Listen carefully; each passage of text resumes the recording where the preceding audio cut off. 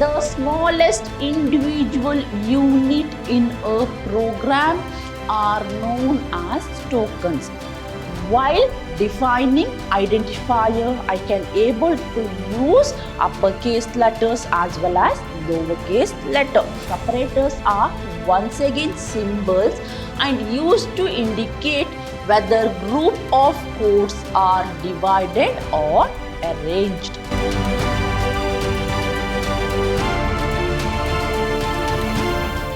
Hello, hi, namaste. A warm welcome to my new session on object-oriented programming using Java. I'm Revati, faculty, Department of Computer Science, Vidhyaashram, First Grade College, Temple of Excellence, MYSURU.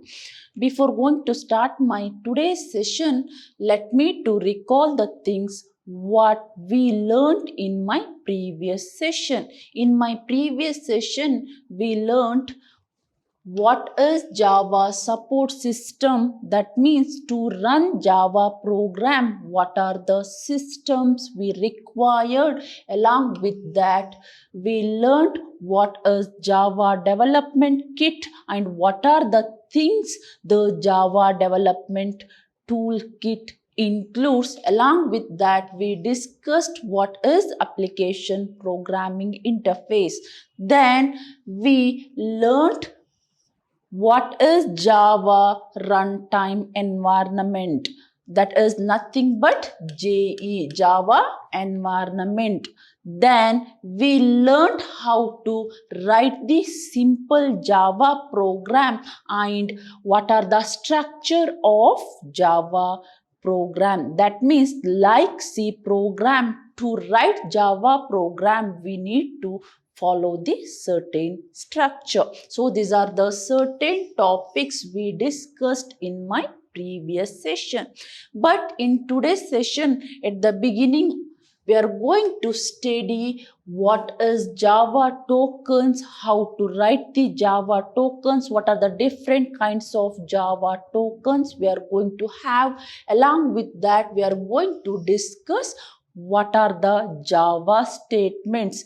Along with that, we are going to write a simple program. That is nothing but creating the first program. So these are the three topics we are going to discuss in my today's session. Instead of wasting much of time, directly moving on to the topic, that is Java tokens.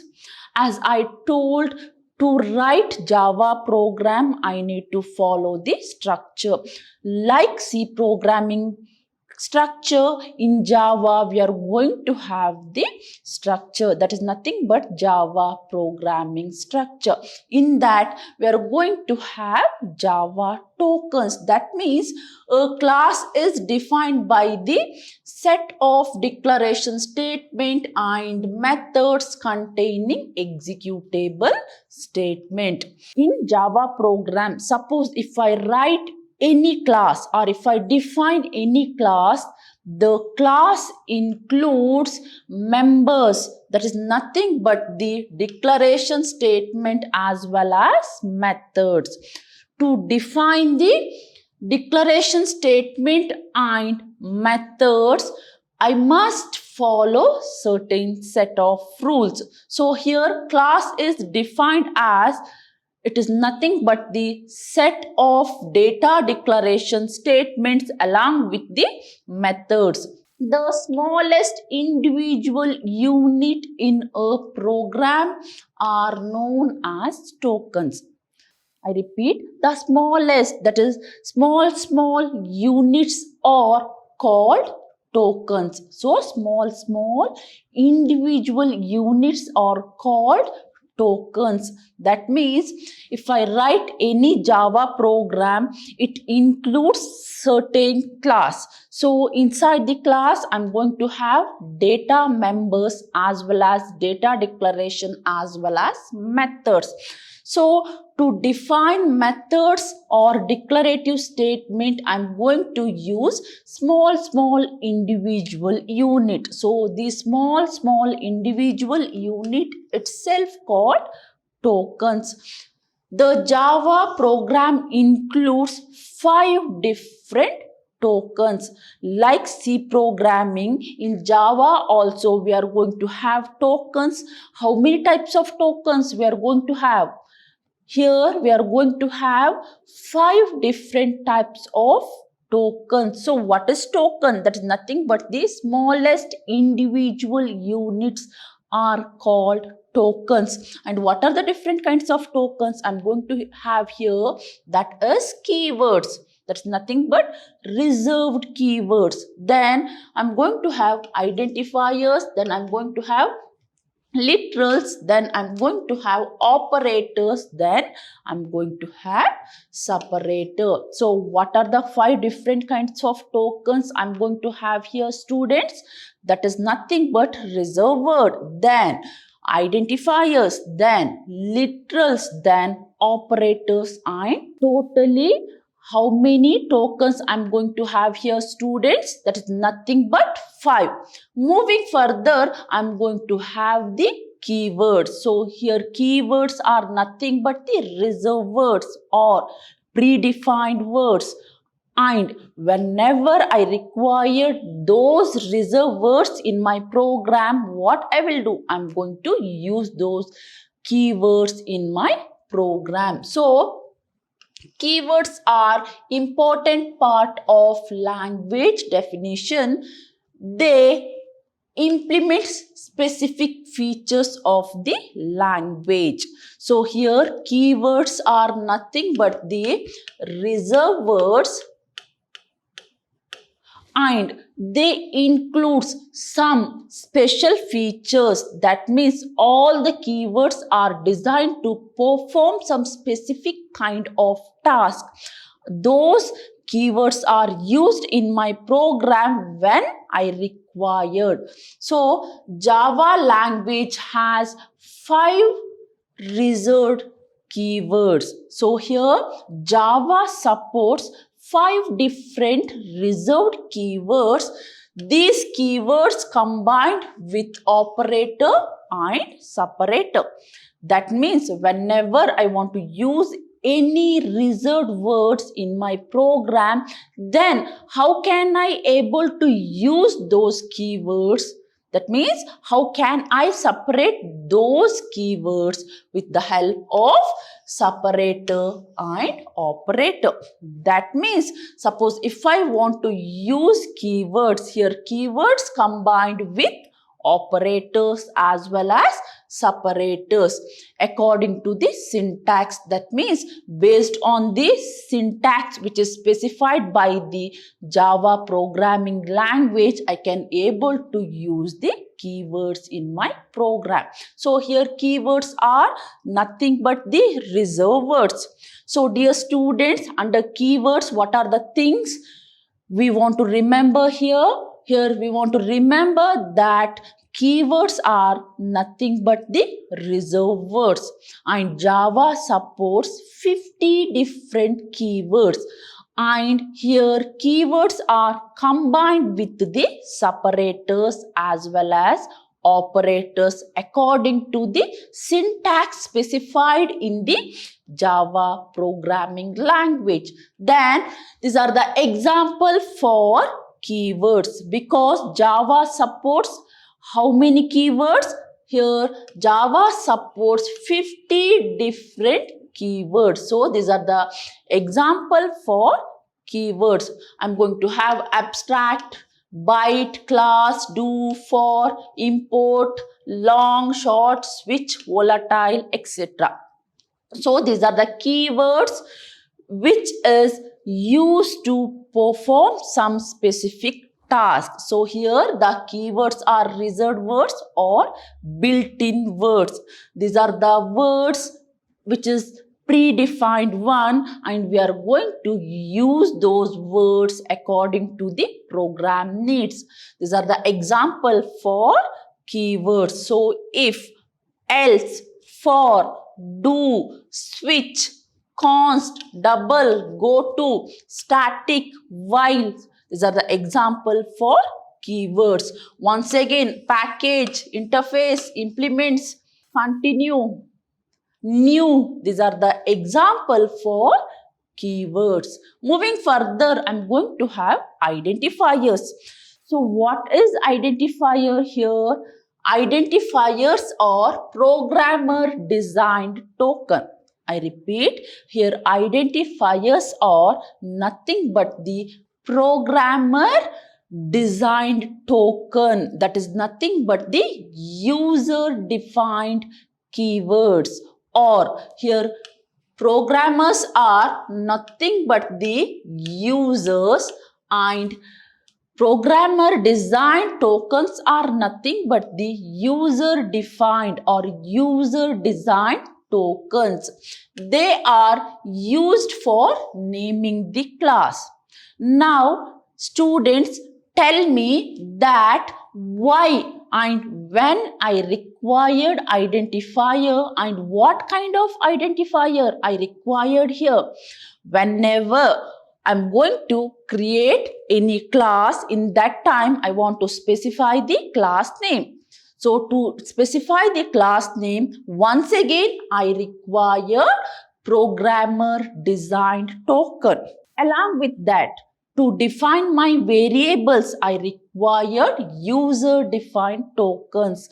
To define my function name, that is nothing but the method name, I required user designed token or user defined token. So here I required identifiers during the time of naming the classes, methods, variables, objects, packages, and interface. So student, just remember that when I required identifier during the class, that means when I want to define the class name, I required identifier. While defining data member, then I require identifier. To define package or to define interface or to define objects or to define variables, I require identifier. So here Java identifier follows the rules. That means to define any identifier, I must remember certain rules. That means I cannot able to define the identifier randomly. That means if I want to define any identifier in my program, I must follow certain rules and regulations. In that first one, they can have alphabet. That means my identifier may have alphabets, digits, and underscore and dollar character.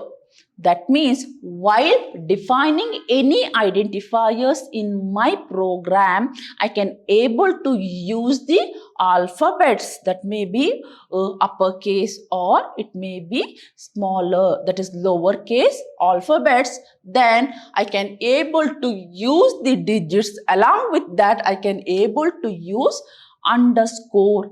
Along with that, I can able to use dollar sign. Then they must not begin with a digit. That means while creating or while defining identifier, the identifier must not begin with any digit. That means writing one program is wrong because here the one program. So here one is nothing but the digit. Instead of that, I can use program one. This is the correct rule and this is the wrong rule. So what is the second characteristics? That is they must not begin with a digit. That means while defining identifier, I should not start with the digit. Then uppercase and lowercase letters are distinct. That means while defining identifier, I can able to use uppercase letters as well as lowercase letter.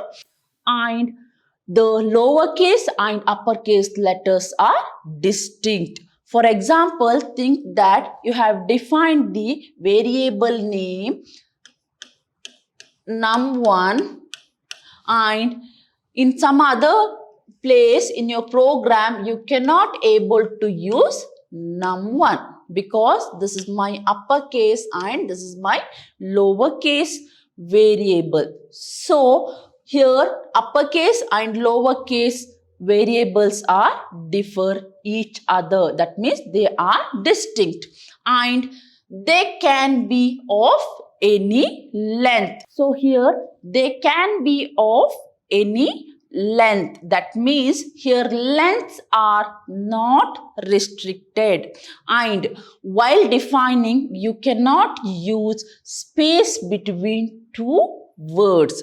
They can be of any length. That means while defining identifier we can able to give the identifier name in any length. So here lengths are not restricted. So these are the certain rules used to follow while defining Java identifier. Then moving further, I'm going to have the literal. So what is literal? Why I required literals here? And what are the different kinds of literals I'm going to have in the Java? Let's see. So literals in Java are the sequence of character. So what is literals in the Java? That is nothing but the sequence of characters that represents constant value. So student, just remember that the literals are nothing but the sequence of characters and that is mainly used to represent constant value to be stored in a variable. For example, think that I have given num1 equal to 10. So this is example for literal. So it is sequence of character and used to represent constant value. So what is constant value here? That is nothing but the value 10. So here the value 10 remains constant. So here literals in the Java is nothing but the sequence of characters that represents constant value that to be stored in variable. Then here Java supports different kinds of literals. They are nothing but integer literal. That means to define integer value, I'm going to use integer literal. To define constant floating point value, I'm going to have floating point literals. Then for character, I'm going to have character literals, and for string, I'm going to have string literal. For Boolean value, once again, I'm going to have Boolean literal. To represent null value, once again, I'm going to have null literals. So here literals are nothing but the sequence of characters used to represent constant value. Then what are the different kinds of literals I'm going to have here? That is nothing but integer literal, floating point literal, character literal, or string literal, along with that Boolean literal and numerical.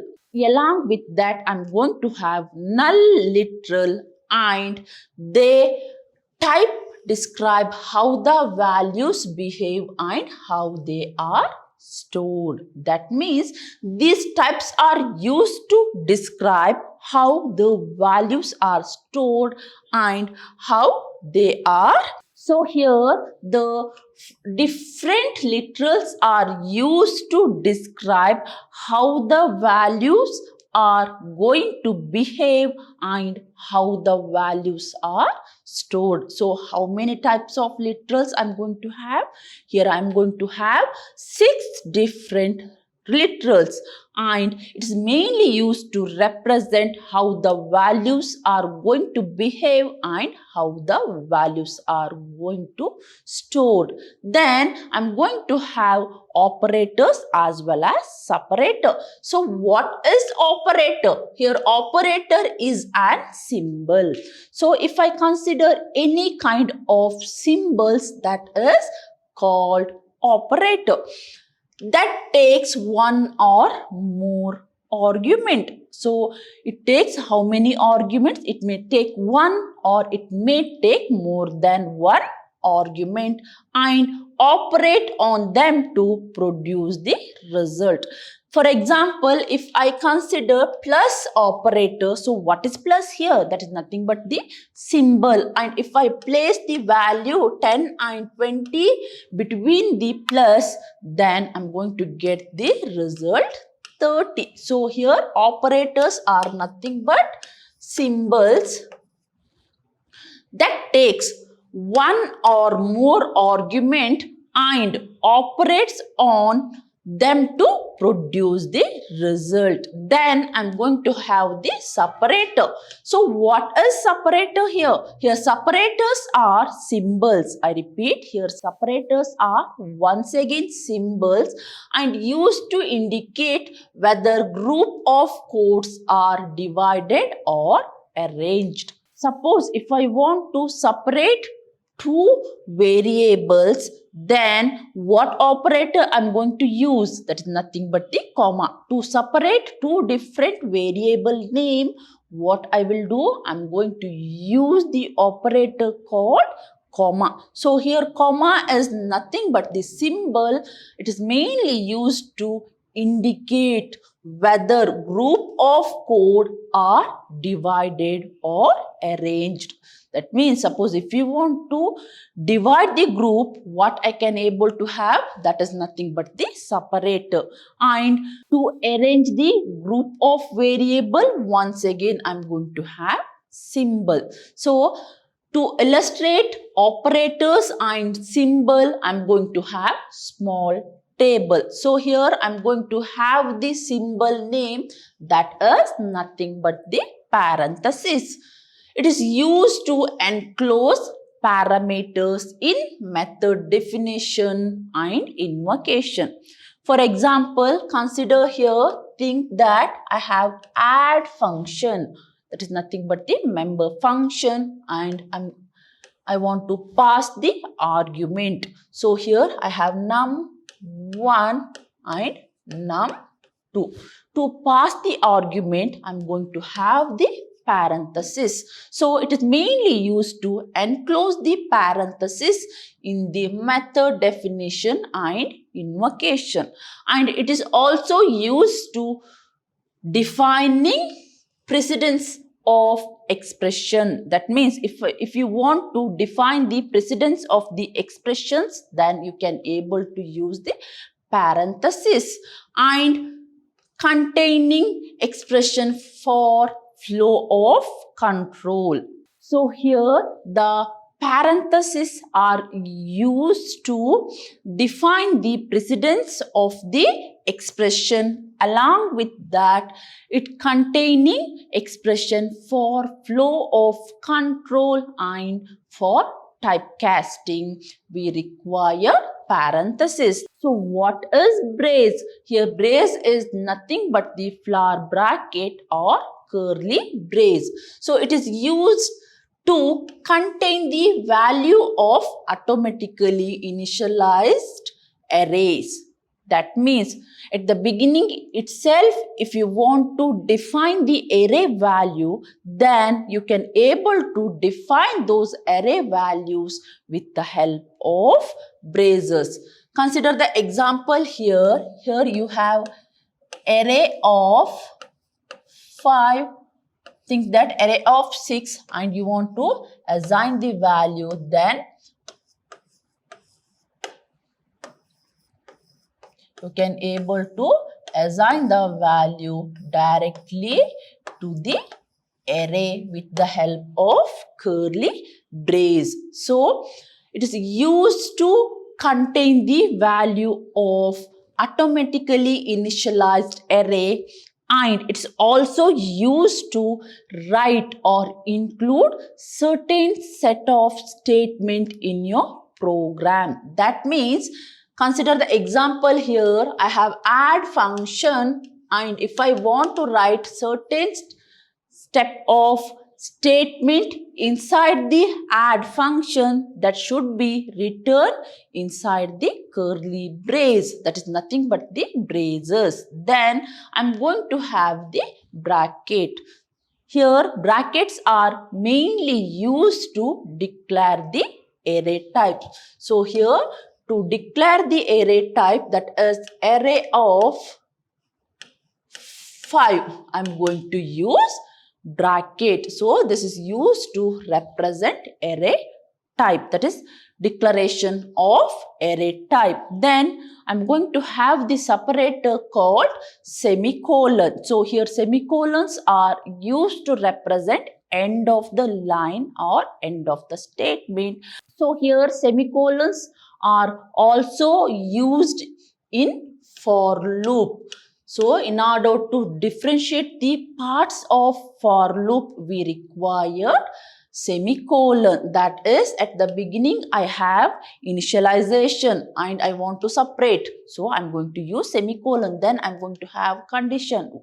To separate that, once again semicolon. Then I'm going to have increment or decrement operator. So here the semicolons are used to separate statement. Then comma. Suppose if you want to separate the consecutive identifiers, then I required comma. For example, consider that I have written int a to b, c. So to separate my variables, so here variables are nothing but the identifiers, I require comma. Then I'm going to use the operator called period. So it is used to separate package name from sub-package and classes. Suppose if I want to invoke any classes, then how can I able to invoke? That can be achieved with the help of object. So what I will do, I'll write the object, then I'm going to write the methods or functions which is present inside the class. So to separate the package name as well as the sub-package and classes, I require period operator. So these are the certain type of operators and separators I'm going to have in Java program. Then I'm going to have Java statement. So what is Java statement? Here the statement in Java are like sentence. So in Java the statements are like sentence. And a statement is an executable combination of tokens ending with semicolon. So here Java statements are nothing but sequence of character, or it is nothing but the sentence, and each statement is ended by the semicolon. Consider the example here. Think that I want to print some messages.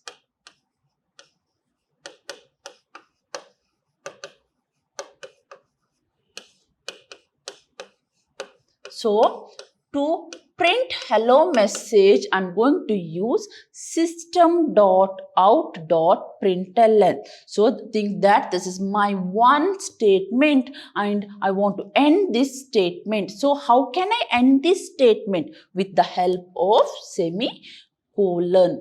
Here the statements are executed in this sequence. So student, just remember that Java statements are executed in this sequence as they are written. So how you have written, based on that your statement or program statement start executing. So here statements are executed in sequence. Now how many different kinds of statement I'm going to have here? Here Java provides 5 different statements. How many different kinds of statement? Here Java supports that is nothing but 5 different statement.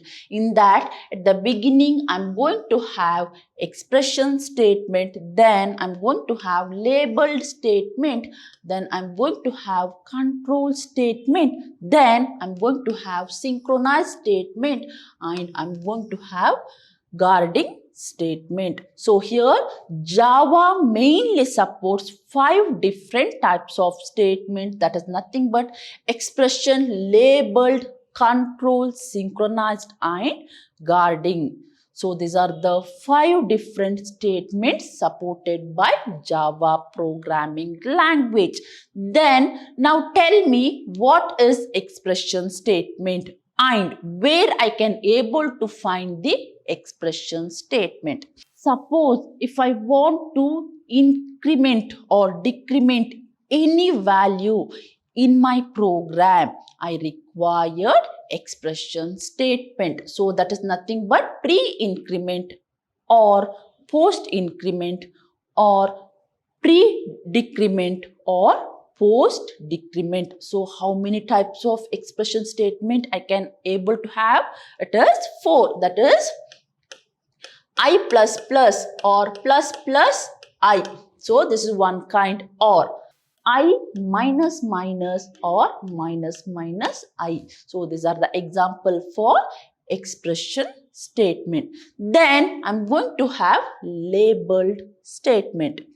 Like other programming language, in Java also I can able to have labeled statement. That means, suppose if you want to execute certain set of statement, then you can able to specify the label. Suppose if you want to jump from one program to another program, then you can able to specify the label. So for example, think that this is the add label and you want to perform certain step of course and you want to come back once again to add, that can be achieved with the help of labeled statement. Then I'm going to have control statement. Now tell me students, why you required control statement in your program. So here you required control statement to control your program. So what are the different kinds of control statement I'm going to have? That is selection statement, iterative statement and jump statement. So what is selection statement? In the selection statement, you're going to specify the selection criteria. Here, that's nothing but the condition criteria. Once that condition is verified, then you can able to execute those statement. Under selection criteria, I'm going to have if statement, if else statement and switch statement. So how many selection statement I'm going to have? If else and switch. So anyway, I'll be explaining selection statement in depth in my upcoming classes.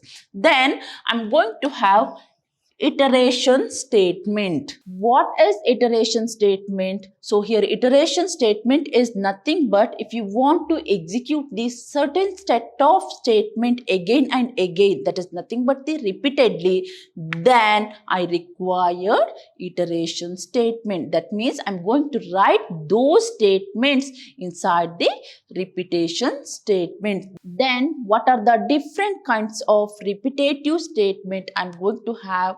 That is nothing but while, do while and for. So here repetitive statements are nothing but the looping statement.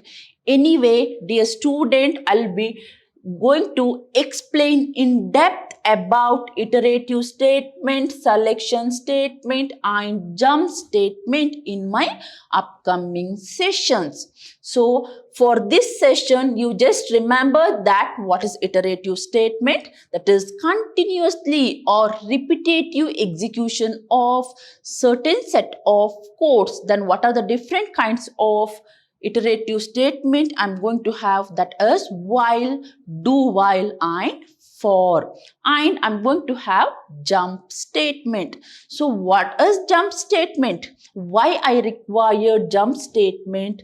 Suppose if you want to jump from one place to another, that is one code to another code, then I'm going to have the jump statement. Or if you want to return from one place to another, then I'm going to have jump statement. Then what are the different kinds of jump statement I'm going to have? That is nothing but break, continue and return. So these are the three different jump statement I'm going to have in my program. Then what is synchronized statement?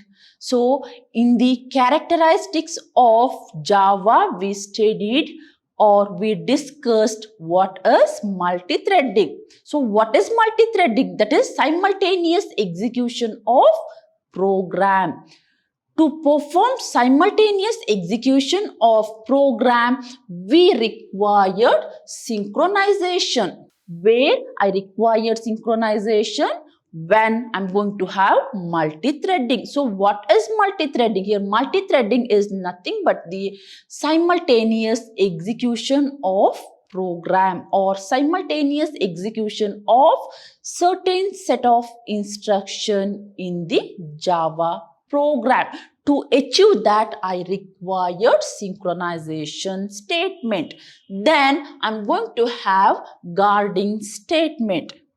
Here I required guarding statement in order to control the errors or in order to handle the bugs or in order to handle the errors. I required guarding statement. Under guarding statement, we are going to have try and catch.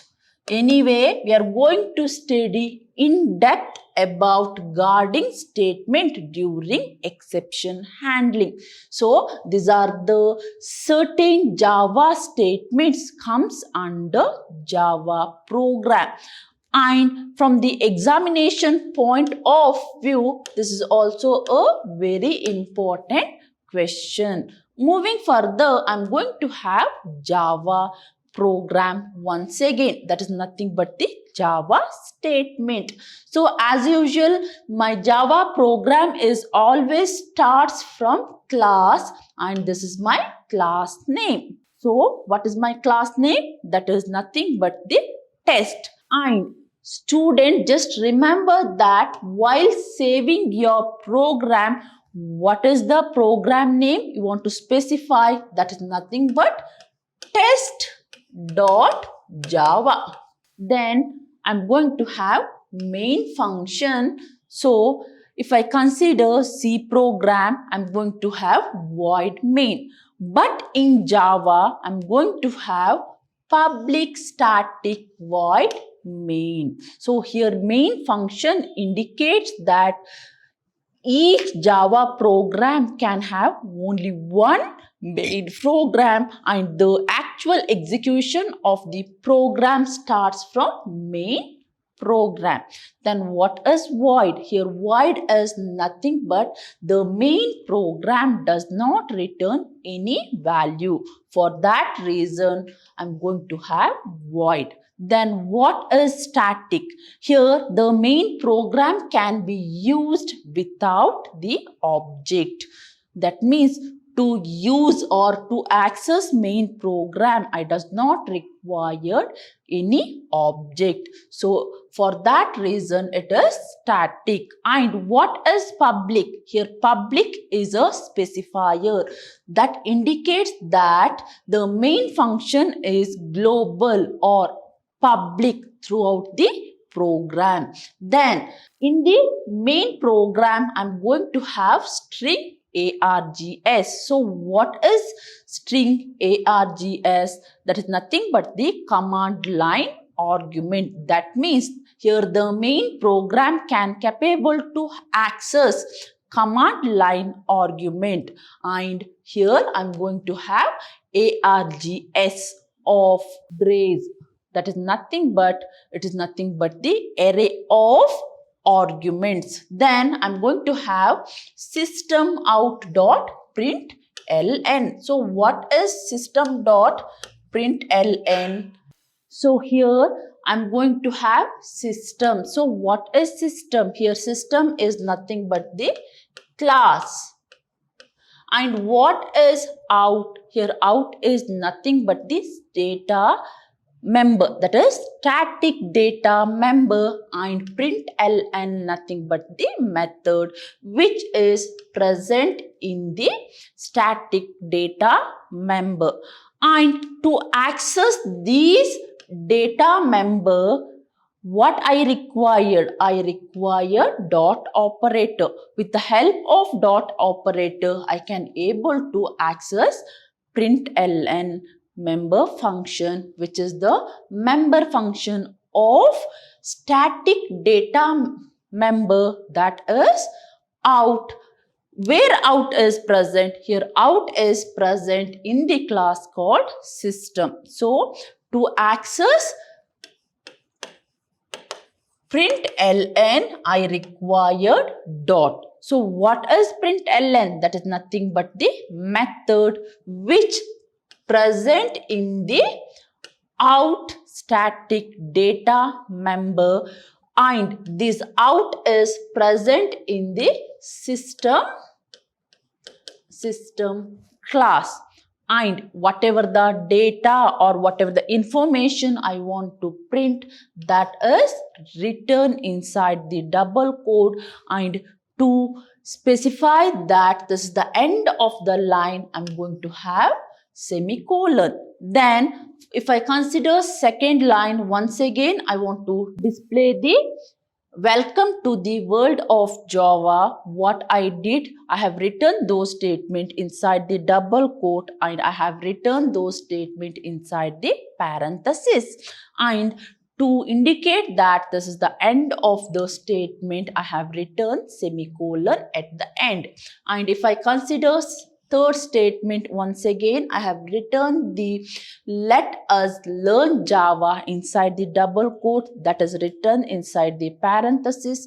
And to indicate this is the end of the Java program, I'm going to use semicolon. And I'm going to close the flower bracket to indicate that this is the end of main program. And I'm going to close another flower bracket which belongs to the class test. Then, dear student, now tell me, how can I able to run this program? Or think that if I want to compile this program, how can I compile? So here to compile the program, I have Java compiler, that is Java C, and what is the argument I want to pass here? That is nothing but the class name, that is test.java. And after compiling, think that now your program is error free. Now you want to run your program. To run your program, once again I'm going to use Java, then I'm going to specify the file name. So dear student, just remember that no need to specify the extension. So to save your program, I'm going to have class name. That means your program name same as your main function's class name. And to save your Java program, you must use .java extension.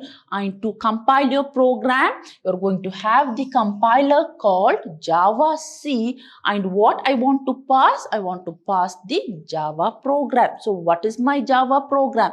That is nothing but test.java. And to run Java program, I'm going to have Java, then I'm going to specify the class name. So what is the class name according to the example? That is nothing but test. So dear student, this is all about today's session.